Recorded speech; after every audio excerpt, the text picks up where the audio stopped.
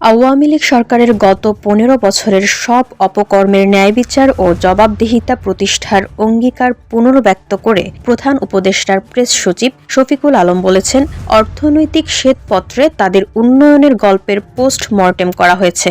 সেখানে যে চিত্র বেরিয়ে এসেছে তা ভয়াবহ।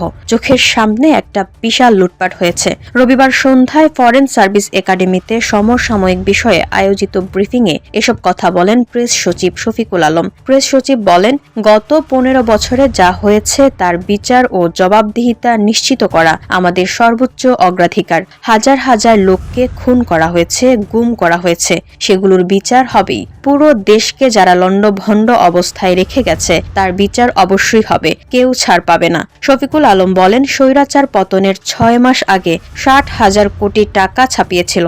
আমাদের গভর্নর বলেছেন যে ওই পুরো ৬০,০০০ টাকা ছাপানোর মূল উদ্দেশ্য ছিল এস আলমকে পাচারে সাহায্য করা। কমিশন পুরোপুরি স্বচ্ছতা বজায় রেখে প্রতিবেদনটি করেছে উল্লেখ করে তিনি বলেন, আমি আশা করি এটি সব দিক তুলে ধরে একটি বিস্তৃত প্রতিবেদন হবে। জনগণের অর্থ লুটপাটের সঙ্গে জড়িত কাউকে ছাড় দেওয়া হবে না। আইন তার নিজস্ব পথে চলবে। VOD Bangla news desk.